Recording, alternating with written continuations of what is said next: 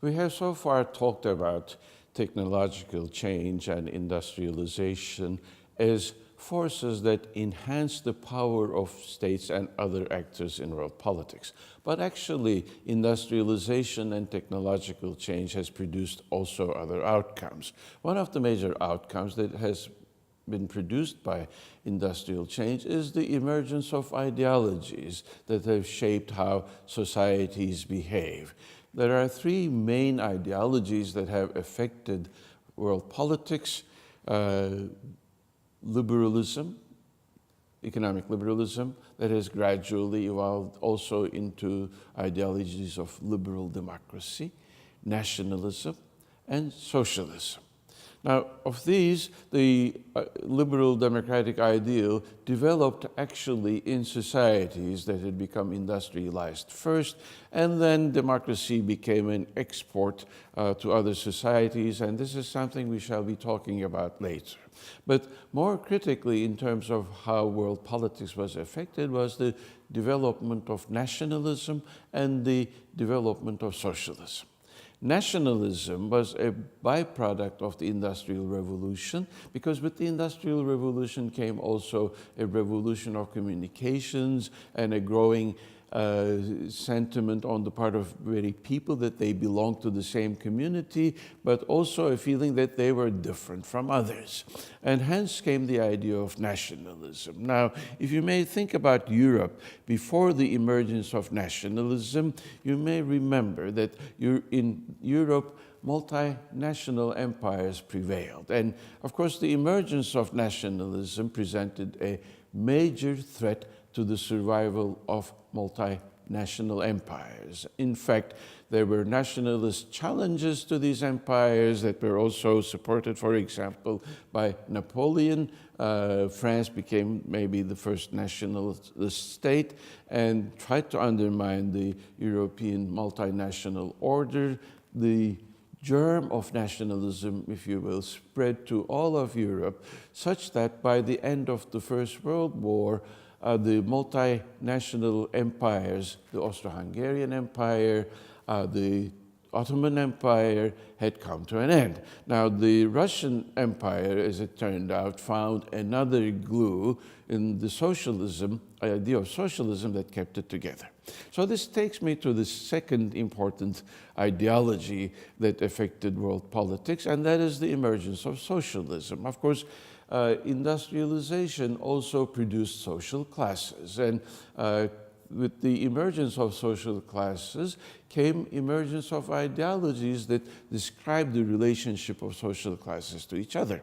And the idea that the interests of labor and capital were inimically opposed to each other had been around for a while, but it was systematically developed by Marx and Engels into an ideology. Interestingly enough, this ideology seemed to be more appealing to less industrialized societies, and among them Russia. And the ideology of socialism got hold in Russia, and essentially we had, after the First World War and the crumbling of the Tsarist Empire, the ideological formula of international socialism that held Russia together. That was later defined as socialism in one country, and as we shall see during the second lesson of this course, there emerged a conflict between essentially the liberal world and the socialist world. Now, there are many other factors that actually affect world politics, but let me just conclude by focusing on two other forces. One of them is the critical questions: do individuals make a difference in world politics? Because you may look at world politics as a sort of struggle among states. You may also look at it as a struggle against social groups, but you may also look at it as something that is actually shaped to a considerable extent by individuals. Now, it's very difficult to answer this question, but let me just ask another question. Like, if it weren't for Hitler, would we have had the same Second World War experience that we had.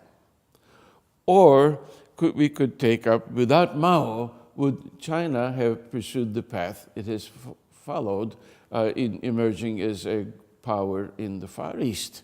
So we may raise other questions from history.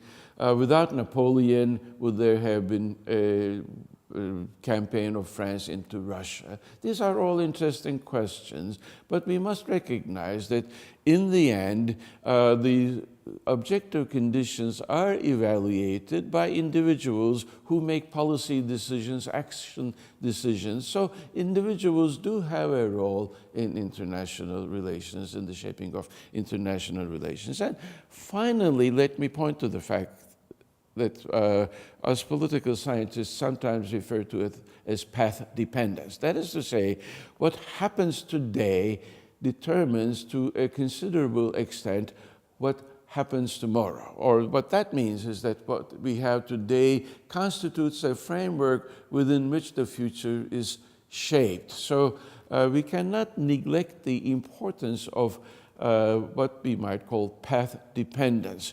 I mean, if we have a United Nations, of course, what happens tomorrow in the world has to be interpreted in terms of the fact that there is a United Nations, or there is a nuclear non-proliferation treaty, or other similar things. So we should not overlook the fact that both individuals and the situation as it is are also determinants of what happens next in world politics. So we have, in this way, concluded our discussion of the driving forces of world politics. Let me emphasize again, this has not been an exhaustive list. We have just looked at some of the long-term forces that have shaped world politics.